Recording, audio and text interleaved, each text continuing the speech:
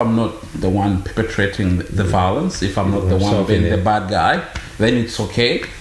But I think it is a process becoming an ambassador. Yeah. So even though I became an ambassador last year, I started the process the year before. Yeah. But I think in 2013, it sort of dawned on me that, you have to do something about it. Yeah.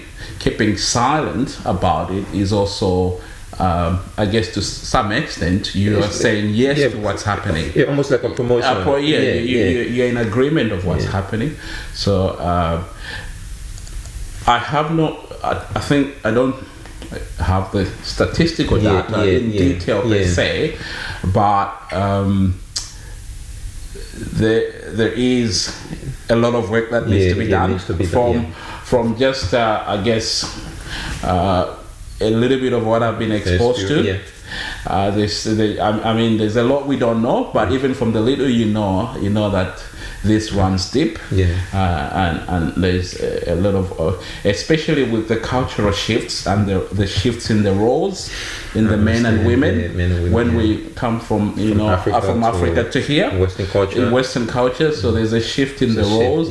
There's a lot of friction in families in our communities at the moment, and men sometimes feel or women feel this or men feel that, and that creates conflict. So there is that real issue, and I guess the question is, what do we as men do about that? And I think we should be the ones leading the way in that area. I understand, and I think most of issues about African community or Africans in general, we just don't have that statistics. Yes. That data that tell us this is the magnitude, this is the actual story. So most of our it's just like opinions, just based on experiences and stuff. But I think do you think with the issue of domestic violence, irrespective of how serious or less serious it is, do you think it is important for men to come together and sort of discuss these things and propose sort of solution? Because when this discussion starts with men, exactly, what can we do about it? Absolutely. I think it's men are the perpetrators. In most cases, in over 95% of the cases, to 99% of the cases, it's in a very rare case where you find it's the opposite. I mean, not that it cannot happen, but men are the perpetrators of violence in a domestic setup, and we should be the ones taking the lead role to actually do something about that. And you're right, we are a new and emerging community. So certain statistics are not there as of now. And also because of our cultural background, things are usually discovered when it's so bad or too late, severe. Okay, it's a more hush, don't talk about it.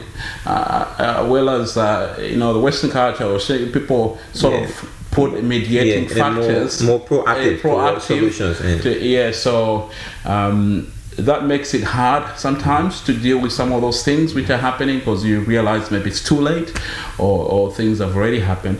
But I think there's a shift happening. And more people are getting involved. And even in 2013, there was a big training program which the Migrant Resource Center put up. I was involved in that program as well, and many other men from the community. We had 2 days of training. It wasn't to become an ambassador, but that's what propelled me to go on that personal journey myself, to accredit myself and be a voice in that space.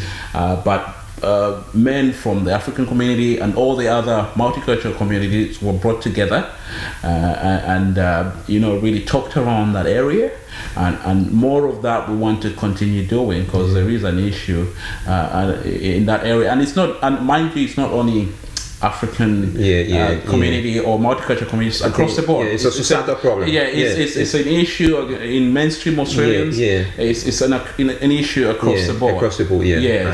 But obviously, we have to focus more on our community. We understand that better, and do a bit more in that area.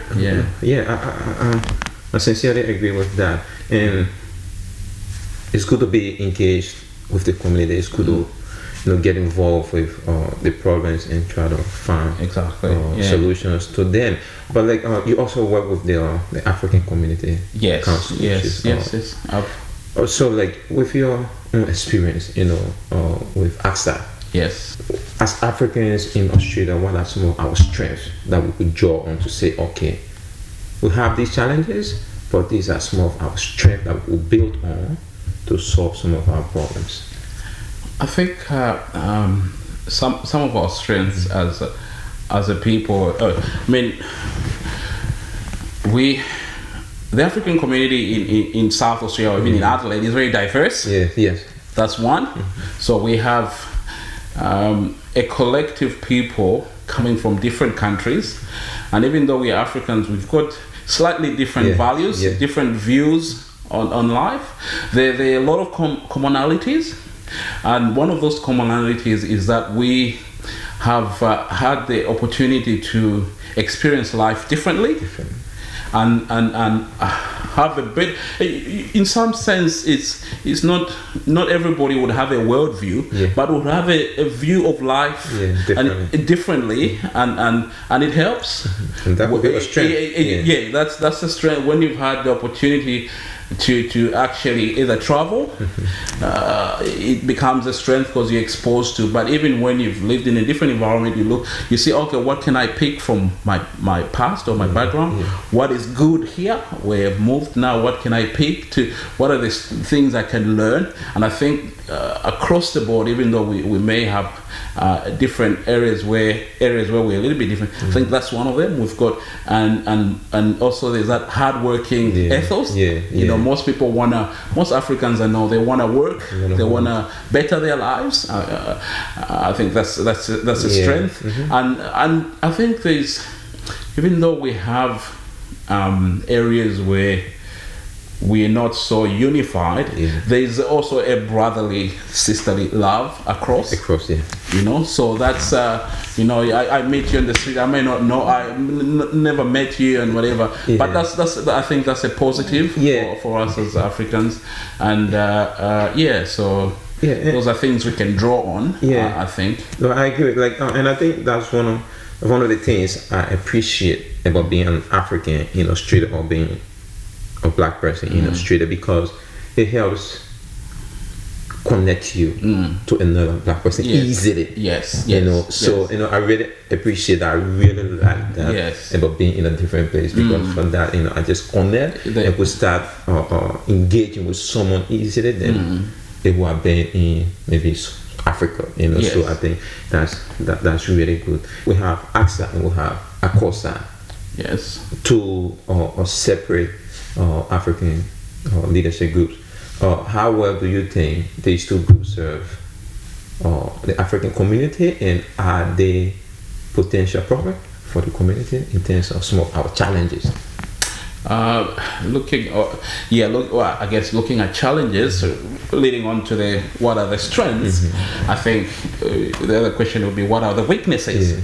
And that what you've pointed out is one of the weaknesses in my view, because I think every community, as in community, we have different community organizations depending on the country you're from, and I think we should have one overarching leadership organization, representing all Africans. There's power in unity. You have this, even when you look at being involved in the elections, like I've been involved in elections. We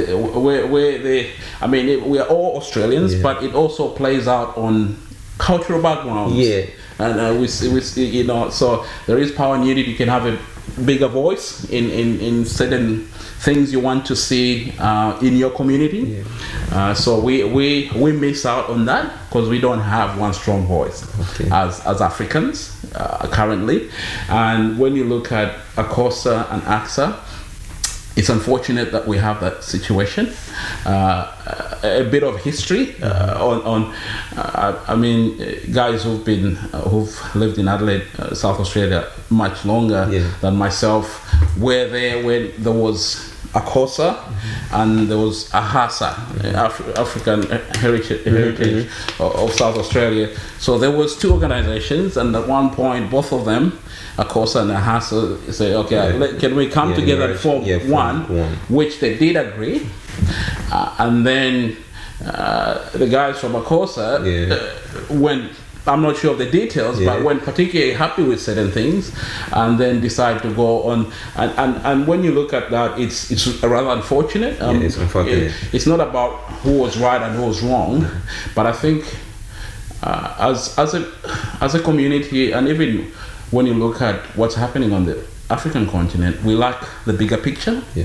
We lack the bigger picture of, if this decision I make, what are the consequences on a bigger level? Okay, what are we foregoing?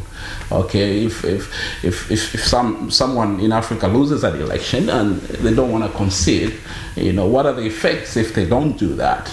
Or in case of bringing it back home to ACOSA and AXA, whatever the differences were, I wasn't there then. Okay, but we are foregoing more benefit by individuals wanting to hang on and say, I'm this and I'm that. AXA was created to be the overarching organization. Leadership, Okay, and all those parties were there. So I think that's a weakness. Unity is a weakness on our part, and I hope going forward we can work on that. I think, and it's okay. I think the day we will learn that it's okay to have a difference in opinion, but still work together. I think you can have a difference in opinion. Doesn't mean that the person is bad or what, but it creates robust conversations, brings out the best in everybody. And when people, rather than, we have a difference in opinion, I go form my own organization, I go form. That's a very retrogressive way of doing things, and doesn't help either parties. You all lose out in the end. People perceive you as a potential leader for the African community. Do you see these things as a problem that you wish to resolve or find a resolution to? Yes, definitely. How much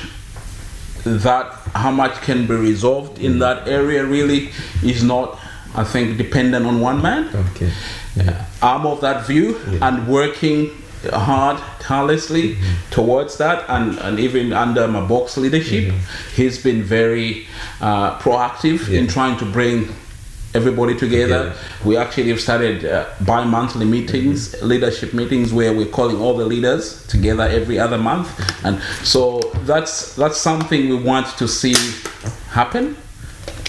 Myself and Mabok, our chairperson, but it cannot be achieved by us and our sheer will. It has to be, I think, a desire across the community, and I think what you guys are doing, getting that message out, and many other platforms will help. I hope will help get us there.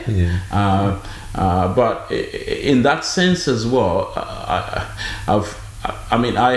talking about leadership in whatever, whether it's in the African community or in the wider Australian community. I think for I see myself, I think, as a my desire is to be of service to humanity. As much as I love my African community, and I am African, very proud one for that matter, I think I see myself as embracing in terms of whether it's leadership, and not only, I don't really see it in terms of leadership. It's more of service and contributing to community. If you talk of my community is where we are now, across the road as well. That's my community. It's not only the African community, so it's but like a wise man once said, leaders are servants, so I think, or someone who serves people is a leader. So I'm just trying to put you back into the leadership maze, so you are a leader. But like before we go to the top of the night, which is the election, council election and everything, let me just drag you back into African leadership issues. And like sometimes just we don't have data on Africans or issues related to Africans in Australia. So these things are just from experiences. But when I talk to young Africans, there seems to be, and I think sometimes it has been written or discussed the issue of lack of identity and sort of disconnect between the younger generation of Africans and the older generation of Africans. Do you think African leadership, things that are happening, do you think there's a need to have a discussion? Do you think we need to do something about this, and what can we do? Not really going into the elections, but if you look at one of the things I campaigned for in my council elections are very local, and even in the ward I was running in, Parks Ward, there's a lot of multicultural kids, Africans included. One of the things I campaigned on was doing something for the young people, and that draws on that point of yours, which I've recognized living in that area. There's even when I spoke to people, there's a lot of identity crisis. Young people just not having a direction in life, and in particular, now going back to your question, in the African community, that is a big issue, and you see, I think to some extent, kids. One of the things in my dealings in the community, what has come up, kids tend sometimes to get confused. So they've been brought up in an Australian society, okay, and then they've been brought up in an African home. Okay, so those two setups sometimes, or the expectations can be a bit different, and then as a kid, you sort of get lost, and so there's that. And others also, some of the young people have in their early childhood have experienced, came maybe from really not so good environments, went through the refugee camp, and then came through here, so they were single parents or no parents at all. So there's all those mix, and that can create a problem in terms of people having an identity of who they are and what they want to do in the future. And one of the things, as the African Communities Council, one of the things we would want to use, young people they don't like to be bored. They like to be active. But even as you engage them in those active things, you can sort of reach them in other areas of personal matters, and one of those is sport. So that's one area we are looking at, actually founding an organization under AXA, but mainly focused on sport and engaging young people, because we've recognized that that issue. And most of those young guys are very talented. They could either be talented in sport or arts and music and all that kind of stuff. So if we can get them engaged in some of those things, and we're already working, like the first one we will be working on is more of a sports academy or something like that. That's something on the horizon, and I've been talking to Mabok about. Mabok initiated that, and we've been talking about how can we do something in that area. But that is only the starting point. There's other areas, but all these things cost money, and there's all those funding involved, but definitely an issue which we as African community need to do something about. The young people, otherwise we'll lose them. And there's a disconnect as well with our older generation. Our older generation has a different way of looking at things, and sometimes they may not really understand how to address and deal with those things. More culturally informed. Yes. So there's all those challenges. And I think, if I may just ask you just the final question on this, because when you talk about this, like I do talk about these things a lot with people, parents and other things, but there's this blame game. Parents blame children, and children blame parents. And some people put it down to parenting. So like, what's the advice? Do you think it is something that we have to come together and say we are all to blame? Because there are genuine reasons for which we should blame parents, and sometimes there are general reasons for which we should blame the children, but the younger generations, probably teenagers, and you cannot just fully blame them for their own actions. So yeah, in my view, it's not really so much whether blaming the kids or blaming the parents, because at the end of the day, it doesn't help any. When I'm faced with a difficult situation, I always think to myself, what's the best approach to try and get a win-win situation? And I think understanding on both parties. I think parents, our African parents, even though they may not necessarily agree with certain things, there has to be that effort to try and unlearn the way of life in the environment, because sometimes there's insistence on living in this environment, but want your kids to live as you grew up in Africa. You know, it can't work. You can maybe do it in a different way because you're in a different environment. The kids as well, I think there has to be an understanding of the parents, the past of the I guess the past the parents are coming from, and so it's I guess both parties have to be willing to give and take a little bit in one sense, even though it doesn't happen always work like that. But there's no easy way, I guess. I think that's fair. That's fair. We're more like when in leadership. I think we have to rise about sort of playing game. We have to rise about the problem. And find, negotiate a solution and discuss a solution. So like we have to go to the topic. The issue of the night, what people want to hear, the election, your experience, you contested, but just want to know, like, how did you get to that point? What were the thought processes? What were the motivation, behind you saying to yourself, I want to contest? Okay, I didn't just wake up and say I want to contest. First of all,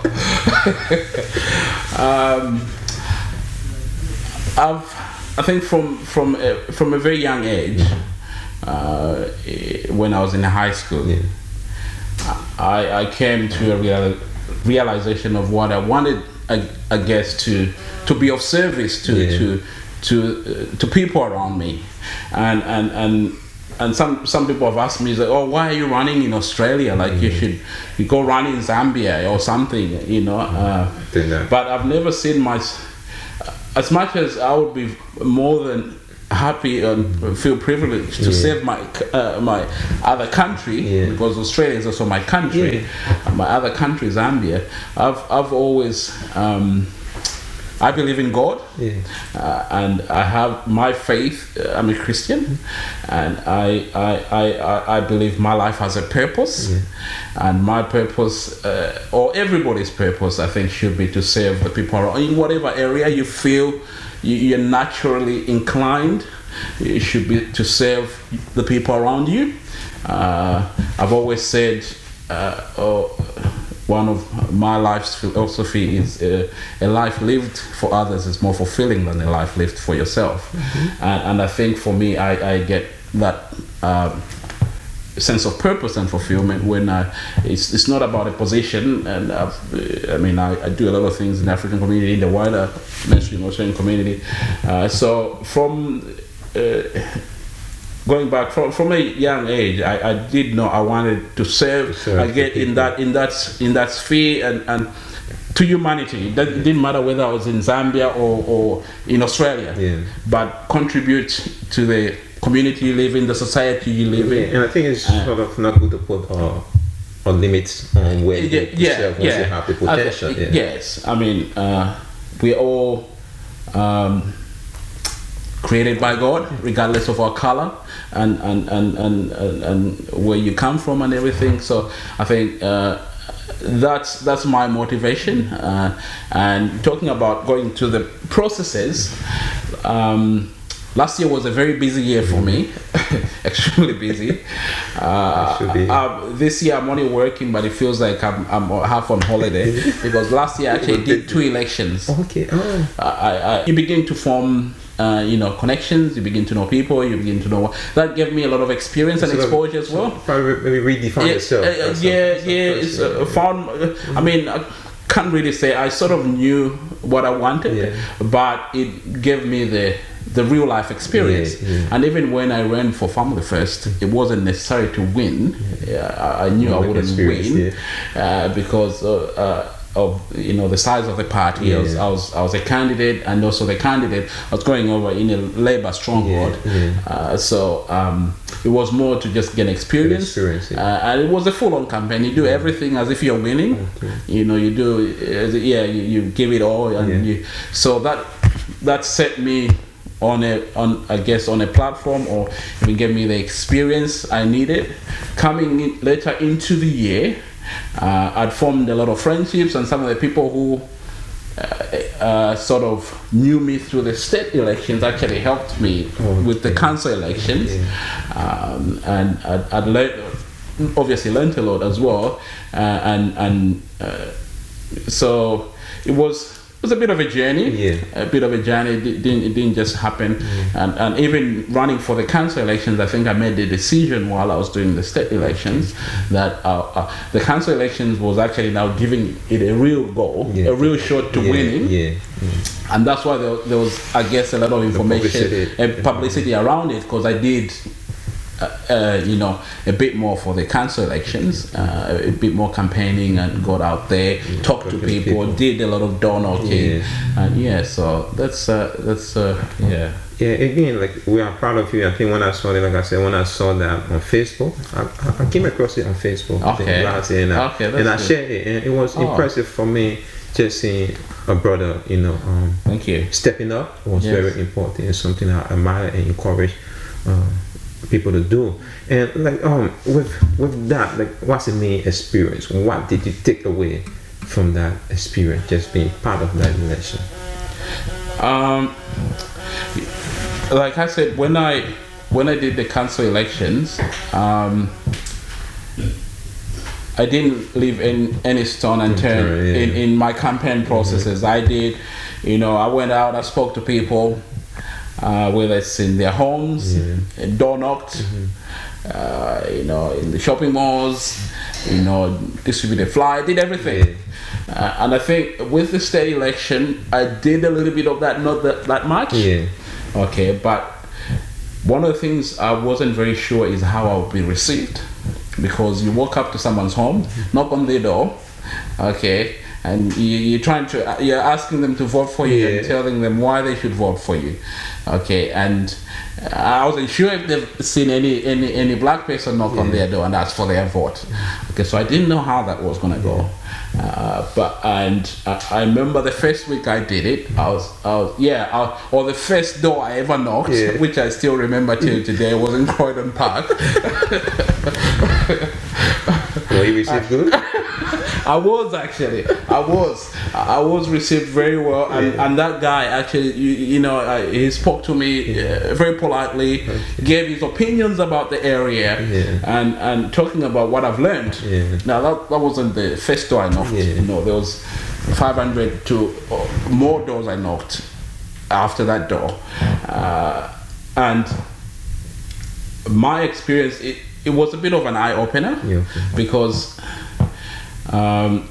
there was a lot of goodwill. I would say there was a lot of goodwill. I was actually very surprised at how positive people were to have someone knock on their door and ask them about their issues, even though I looked a little bit different than the majority of people around me.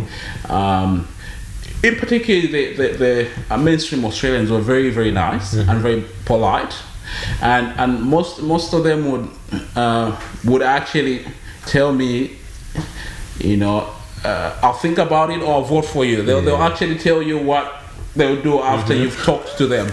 They'll tell, okay, I'll think about it, I might, or they'll tell you, I'll vote for you and encourage you on. I remember one gentleman in Jeps Cross, and some of these things they stay with you. One gentleman, Philip Street in Jeps Cross. I knocked on his door, never met him before, and he was like, you know what, NK. That's after obviously I spoke to him a little bit, but before I left, he was like, you know what, NK, when you leave, I want you to remember one word. If you knock on someone's door, I want you to remember the word next. If someone doesn't receive you well, they tell you something, which is not good, remember next. There's someone next door who's happy to talk to you. There's someone next door who's happy to open their door to you, and keep going. So there are a lot of people not only who listened to what dedicated. There's people who didn't only listen to what I had to say, but they actually encouraged me. There's guys who put their posters on their house. I'd never met them before. There's Collins. Can't remember his last name, but he used to be former councillor. He used to be a former councillor in the Enfield Council. We formed a really good friendship till now. But there's hundreds of them. So there's that side of when you go out, you actually get to meet. I mean, there's always that one odd person who may not talk to you nicely. I actually never had that. The worst I had is not interested. That's the worst I had. Not interested. Sorry, mate, not interested. Which is fair enough. Yes, fair enough. Fair enough. It's not a racial thing. It's just like there are times someone. It's part of it. It's sometimes someone calls me or whatever. I say no. So that's one. But also I think I learned about our community a little bit more. Our African community. I guess the diversity in the community as well, because got to go to their homes, get to know demographics, who lives in this area, who's which communities are in this area, but one of the things also I think which we as a community need to improve is actually get more engaged in those affairs and actually voting. That's one of the things I also learned most of. We have a lot of opinions, but when it comes to actually acting on those things, we don't normally do it, which is rather unfortunate. But that's got its place also when you look at the history of the composition of Africa, our community here in. But also on a personal level, really just grew me as a person, capacity, grew me. So it was a great experience. I think you have something positive to take away from that. But if you were to go back at a situation and the processes, like what do you think you have to do better? Maybe one or two things. I think one. I'll take in particular this the council elections, because I did a bit more there. I think the number one way to get more votes is to get out and talk to more people. But to more people while you're running, which I did. But mind you, I was working full time. So I was leaving work, and I had my khakis, as we'd call them back in the days, or sneakers. I leave work, go park somewhere, put on my sneakers and start walking, and start weekends as well. So it's a bit of, if maybe you have a bit more time, if you can get out and talk to more people, I think that's one thing I'll definitely do better. And next time try and do more of that, because that's the only way people will know who you are and why they should vote for you. And it's apart from that, I think most of the other things we did as much as we can, but it's also an awareness for our community. And when I talk about our community, I'm not talking about the African community, I'm talking about the community in general, of having candidates from the African community or any other getting to actually run. So with time it's not going to be something this it has happened before. And I think let us look at you are in the midst. You have done it before, you have the experience, and I'm sure you're gonna, in future, you're gonna do it again. So are you more leaning towards council election if you had the opportunity to go to do another one, or are you more leaning towards state election if there were a chance to do it? At this point in time, I'm not very sure. The next elections are about 3.5 to 4 years away. So a lot can happen in that space. I think this year has been a year of just, like I said, 2014 was really busy, 2 elections. This year is more regroup and just, learn a few more things. And as time approaches close to that, I think I'll know whether I will, which way I will participate, or if I will participate, so it's gonna be a bit of a process. Myself, I'm not really sure how it's gonna work out, but definitely will be in that space. I think you have still got time to think about that, like you said. But with this experience, you represent the society as a whole, and you have just stressed the importance to have an African person, not just from the perspective of African, but from the society, because it reflects inclusiveness. But if you were to sort of give an advice to the African person, what would be it from your experience? What would you tell them? If they want to engage in these sort of things, in particular, just the political. No, just leadership. It could be any. For young African men or women. Yes. Okay. First of all, I think going back to just, I guess, mentioning something on your comment, it's very important. That's a personal belief of mine. It's very important we have representatives across the different cultural community, represented in Australia, and that's part of the reason I have sort of stepped out and wanted to get involved in there. I think because Australia is changing. It's not only African communities. There's other new and emerging communities, and I think even when you look at lawmakers and the policymakers, which are the parliamentarians, there has to be a level of diversity. If you're gonna be effectively manage your societies, there has to be a level of diversity in that representation to effectively deal with issues happening in the community, and I think that's important for a society. It actually works out well. That's one thing, but I also believe that young men and women should offer themselves up, for acts of service in whatever area they feel. I guess they're either talented or they feel they're called. If you're a faith person, or you feel you can contribute, I think it grows you, it makes you bigger than yourself, and even things you thought you might not do. And I'll tell you in my experience, we have a young generation, which I like to refer to as the microwave generation. They want things now, instantly. Life doesn't necessarily work like that. Okay, I've had these, I guess, desires within me, and I think you just put yourself and be of service whatever comes. Okay, so started with I'm the chairperson of the Zambian community. Been doing things in the Zambian community. Started that. Started working with the African community. Started doing some stuff with White Ribbon and getting involved, and in that space you begin to meet people. Okay, so one thing leads to the other. We're talking about how did I get there. Okay, not going in detail, but I was volunteering somewhere, and what I was volunteering, the people getting the benefit would never even know who was doing it, because you're doing it in some back room, nothing dodgy, but you're just doing something to help other people who will never know about what you're doing.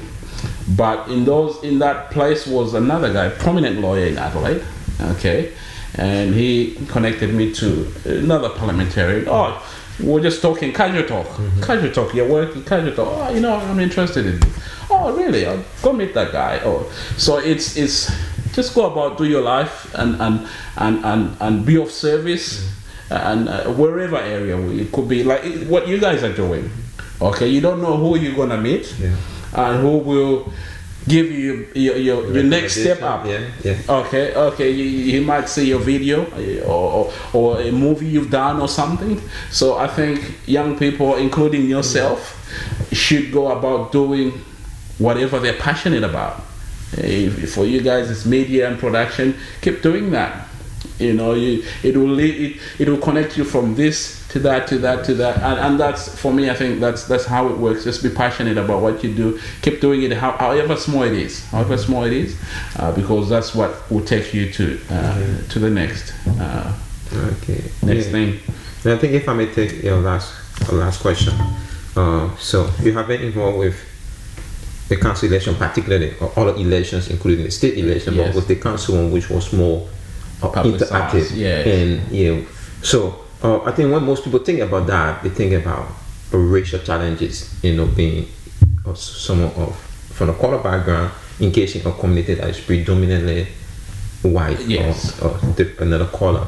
So what's your view on racism from your experience? Is it something that is still prevalent, a major in our community, or is it something that we are probably exaggerating?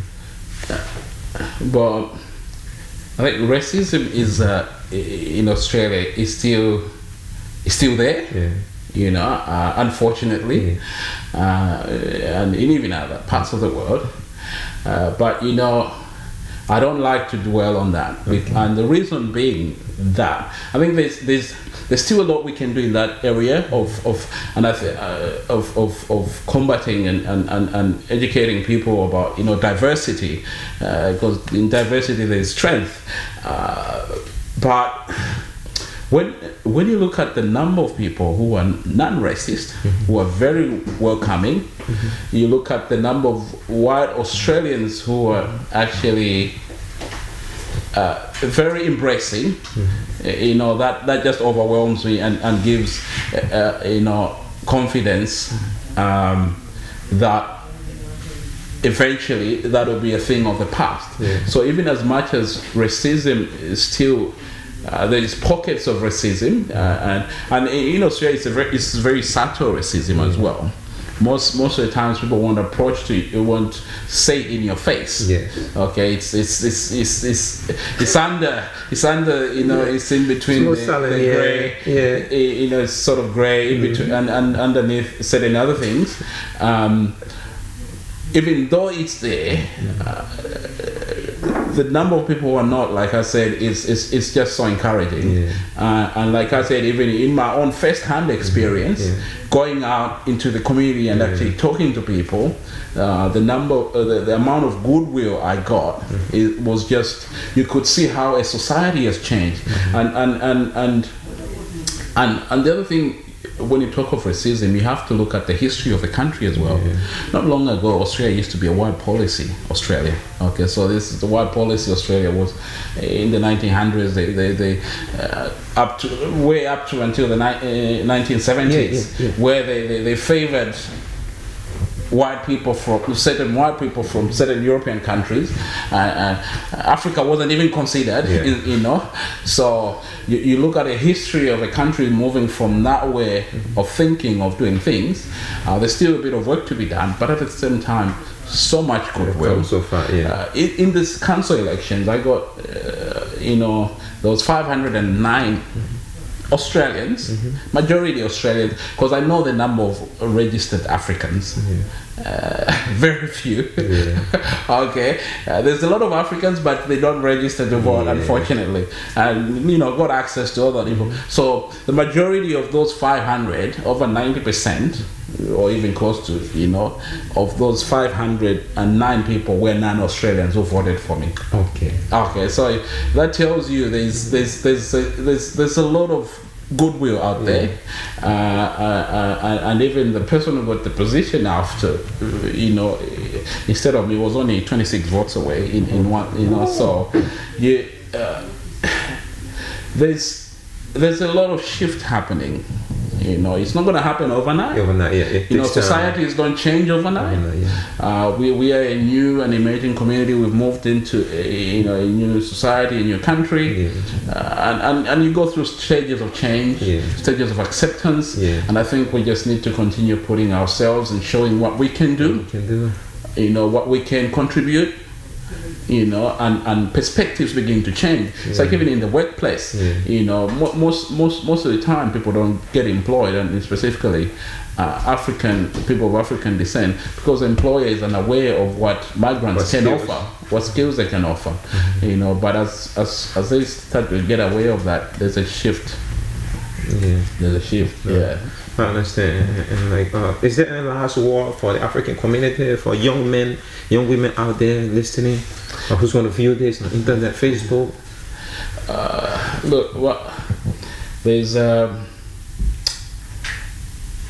saying that, you know, when you're talking about goals or dreams or following your passion, you know, 1% is inspiration. You know, 99% is perspiration, which is sweat and hard work. Okay, so to the young people out there, you know, be inspired. Be inspired by other people. Be inspired by people who've gone before you, because they've walked that road. They know the mistakes, but don't stay on inspiration. That's just should be your 1%. But we have most young people still, you know, who've switched that 99% inspiration and wishful thinking instead of sweat and hard work. You know, when I did the council elections, I think most of the time I was sleeping 4 to 6 hours and going to work full time, or even less sometimes. Close to the elections was practically pretty much no sleep, you know, an hour to 2. So anyway, it's not that it's not a lifestyle you prolong, because you can hurt yourself as well. But all I'm trying to say is it's hard work. You know, it's not just you say it's hard work. So but obviously you have to manage your health as well. You have to so that's to our young people. I think wider community. I think the big picture is important. As a community, the day we realize, even with all our differences in opinions or ideas, I think it's okay to have that, but let's work together, because we can get much more as a community. If we're united, there's power in unity. So and thank you for having me on your program.